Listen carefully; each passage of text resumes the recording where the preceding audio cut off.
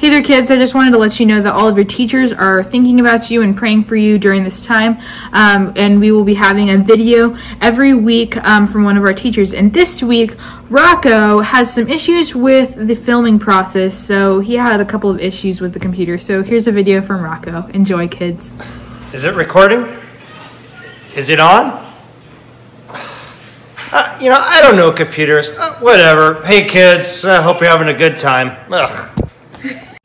Hey there, kids. So today we are going to be talking about what it feels like to feel like failure. I think a lot of us, if you haven't gone through this already, then I'm going to tell you right now that there will come a time where you will feel like a failure.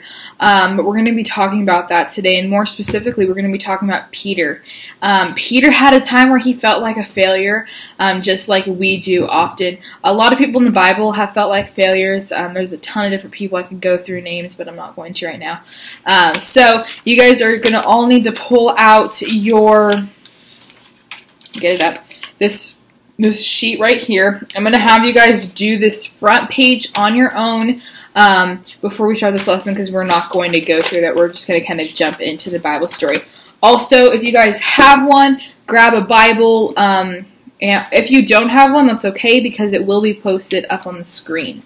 So we're going to go ahead and start reading. I will have pictures and Bible verses up as always. So, yes. And if you didn't remember our last lesson was talking about Jesus washing their feet, which this is still in the same time. It's literally like right after the feet washing. This is what happened. So it said, at supper the night before he died, Jesus said that one of the disciples would betray him. When Peter heard this, he wanted to know who it was. Now, we're going to be pulling your Bibles, and we're going to be reading Matthew 26:23 through 25. And it says, he answered, "He who has dipped his hand in the dish with me will betray me. The Son of Man goes as it is written of him, but woe to the man by whom the Son of Man is betrayed. It would have been better for that man if he had not been born." Judas, who would betray him, answered, "Is it I, Rabbi?" He said to him, "You have said it so." So, the question says, how did Jesus identify with his betrayer? Jesus had said He said that the one who has dipped his hand in the bowl would end up betraying him. He also answered when Judas asked him, "Is it I, the one that's going to betray you?" And Jesus said, "Yes, you have said it so." So Jesus knew all along that Judas was going to betray him. He knew that time was coming. So after their supper, they went to Mount Olives. And now we're going to be reading Matthew 26:31 through 35. And it says, "Then Jesus said to him, 'You will all fall away because of me this night. For it is written, I will strike the shepherd, and the sheep of the flock will be scattered. But after I am raised up, I will go before you to Galilee.' Peter answered him, 'Though they all fall away because of you, I will never fall away.' Jesus said to him, 'Truly I tell you, this very night before the rooster crows, you will deny me even 3 times. Peter said to him, 'Even if I must die with you, I will not deny you.' All of the disciples did the same. They all made this promise that they weren't going to deny him. And it says to say that it would happen. He said that all of the disciples would end up leaving him. And then the next question is, how did Peter answer? Peter answered saying, even if everybody else falls away, I will not fall away. And he made that promise to Jesus, saying that he wouldn't do that. And then it says, what did Jesus say Peter would do before the rooster crowed 3 times? He would end up denying him, and that's what he was going to end up doing. So, when they say that the rooster had crowed, they're meaning like before dawn, because that's how they knew during that time that it was morning, was because the rooster would crow. That's like, I would say it's kind of more so like an alarm clock. Like when the rooster crows, that is dawn. That's when we need to be getting up. We need to get things moving. And that's how they discerned time.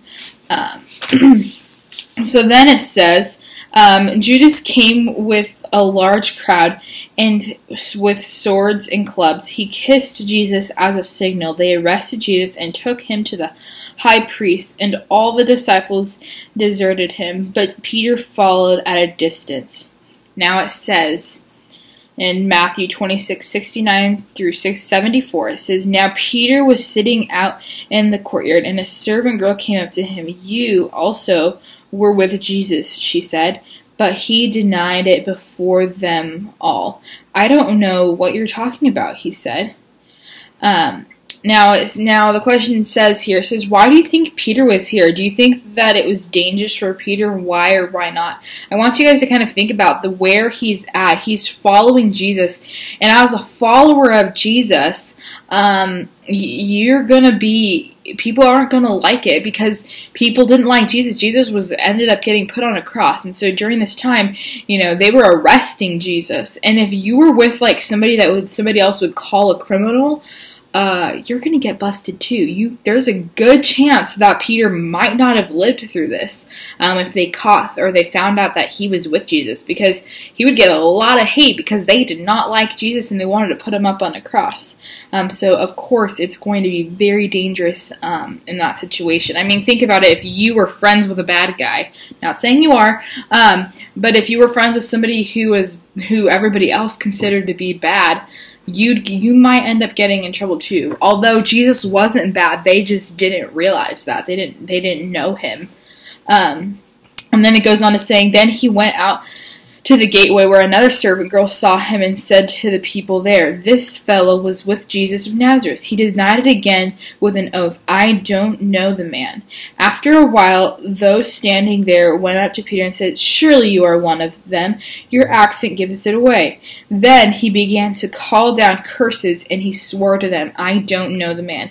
Immediately the rooster crowed. So my question, now we're going to be going to Luke 22:60 through 61, and as I'm going to go there really quick so you guys can 60 through 61. Then it says, but Peter said, "Man, I do not know what you're talking about." And immediately, while he was still speaking, the rooster crowed. So Peter is like mid-sentence, "I don't know," and then you hear the rooster crow. And then I am sure that he ended up thinking like, "Oh no, what did I just say?" It continues on to saying, "And the Lord turned and looked at Peter, and Peter remembered the saying of the Lord, how he had said to him, 'Before the rooster crows today, you will deny me 3 times.'" I can just picture it. Peter sees Jesus as he is being beaten, and Jesus probably just like looks at him, and the roosters crowed, and I bet anything, if I were in that position, I'd be sobbing. I would feel so bad, and I would feel so guilty. The rooster had crowed, and I have already denied him 3 times. Like, that sounds hurtful. Like, you love Jesus, and whoever you might have done something to, you love them, and you don't want to hurt them, just like he did. So Peter's probably just like, what's just happened here? I just did it. I said I was never going to do it, but then I did. I denied him. So now we're going to read John 21:15 through 17. Let me get there for you. Right, so now that Jesus has denied him, we're kind of skipping ahead in time here. And this is after Jesus has risen again. And we're going to be now in John 21:15 through 17. Now, prior to this, Jesus ends up coming back to the 7 disciples, and he made breakfast for his disciples. So this is where we're going to be picking up here. It says, when they had finished breakfast, Jesus said to Simon Peter, "Simon, son of John, do you love me more than these?" He said to him, "Yes, Lord, you know that I love you." He said to him, "Feed my lambs." He said to him a second time, "Simon, son of John, do you love me?" He said to him, "Yes, Lord, you know that I love you." And he said to him, "Tend my sheep." He said to him again a third time, Simon, son of John, do you love me? Peter was grieved because he said to him the third time, do you love me? Wait. He said to him a third time, do you love me? And he said, Lord, you know everything. You know that I love you. Jesus said to him, feed my sheep. Now, he realized what Jesus was doing. If you guys took note at all, Jesus asked Peter 3 times, do you love me? And each time Peter responded with saying yes, that he loves me. Jesus asked Peter if he loved them. I want you guys to think about your guys' answers before you answer them. It's because Jesus was giving Peter a chance to reaffirm his love. Jesus had denied him 3 times, so he's giving him a chance to reaffirm that he loves him 3 times. My next question is, how do you think Peter felt? And so you guys can think about your guys' answers. I mean, anytime I've done something to somebody else, I always feel guilty until I ask and seek for forgiveness. I bet in this situation, Peter feels horrible. You know, he's watching Jesus die on a cross. He's been there with Jesus for so long in his ministry, and then he goes and denies him, and then he watches him being beaten and tortured, and Peter knows that Jesus didn't deserve any of that. And then watching him getting put up on a cross, and he's like, and then he, in his mind, he's probably thinking, well, and I denied him as well. And it just shows, you know, that is a real feeling. We will feel that at times. Now, my last question is, what did Jesus want Peter to do? Jesus wanted Peter to take care of those whom Jesus loved, and he wanted to tend after. It says here in the book, it says to tend after his sheep. His sheep being people, not literal sheep, being his people, take after the church. And that was what he wanted Peter to do. Peter in this story did something incredibly wrong. Just like any other sin that we've ever committed. We do stuff that's wrong all day to day, like every single day of our life.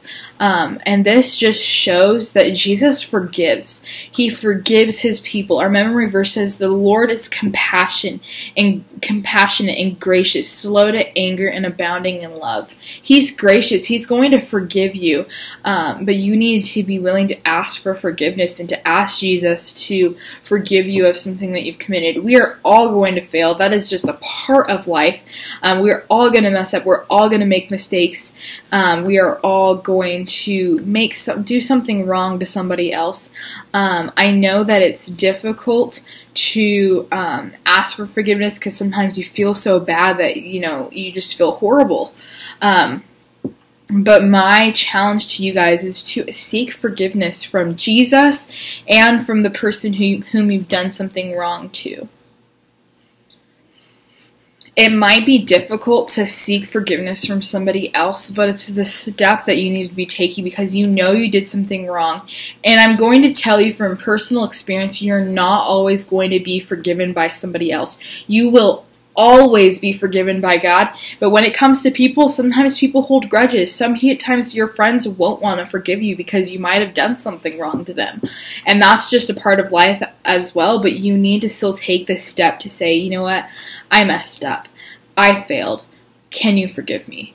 Because in the end, that's what Jesus wants us to do. He wants us to recognize what we did wrong. And my next question is, what do you think Peter learned from these events later on in his life? We need to seek for forgiveness, repent on our part, and we need to ask people for forgiveness. Now, on the flip side of this scenario, somebody is coming to you and seeking forgiveness. I know how pride can get in the way and you think, oh, I don't want to forgive you. I don't want to do that. But my question for you, this is something that I always ask myself, is, are we worthy? Am I worthy of being forgiven? No. But because of Jesus' love and because he died on the cross for us, He forgives me anyways, even though I messed up, even though I don't deserve it. So I want you guys to know that Jesus forgave you, and take that and forgive other people, even though it might be difficult, even though it might be hard.